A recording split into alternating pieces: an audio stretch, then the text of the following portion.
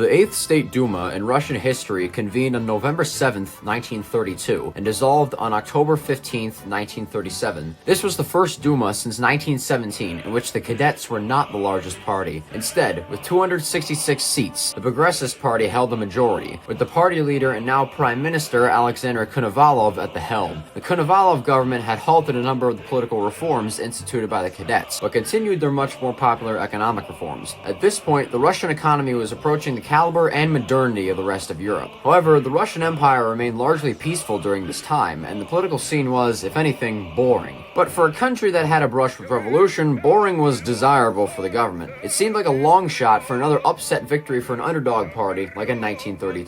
Since 1927, all elections to the Duma's 475 seats were to be held on the same day, September 17th. The leader of the opposition had changed midway through the Duma's term. On August 11, 1934, the Mensheviks elected Irakli Tsereteli as their new leader, and he subsequently became the leader of the opposition. Under Tsereteli, the Mensheviks hoped to win their first government majority, or at the very least a plurality, ever, and they went into the election with 118 seats. As for the Cadets, they had no hopes of reclaiming their majority, and many even considered governing in a coalition with the Progressists. However, the Progressists' good chances at winning another majority made a coalition unlikely. Still, they conceded many seats to the Progressists by either endorsing their candidate or simply not nominating one of their own. The Progressists' campaign focused on two main themes. The first was the maintenance of the status quo. The economy was in good shape, a desirable parliamentary system had been established, and the idea of rebellion was a preposterous one. Why rock the boat? Therefore, they promised to continue the economic reforms that the Cadets began and the Progressists continued. The other campaign promise, the more pressing of the two, was to finally address and mitigate corruption. From 1917 to 1932,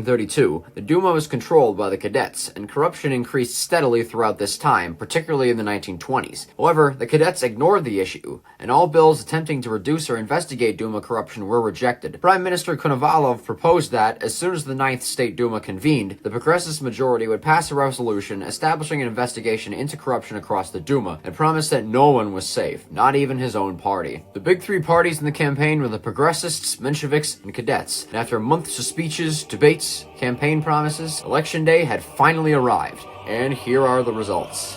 And the Progressists win with 279 seats. Konovalov's relatively simple but popular campaign certainly paid off, and Progressists' performances improved across the board. This is reflected in the popular vote tally, from a plurality of 49.5% in 1932 to a 52.4% majority. The Mensheviks won 107 seats. The Cadets won 40 seats, though they didn't suffer a similar number of narrow defeats like last time. After them were the Social Revolutionaries, with 24 seats. All other parties and independents achieved a total of 25 seats. With a more secure majority on his side, Prime Minister Konovalov was ready to take the first real steps to combating corruption in the Duma. I wonder how it'll go.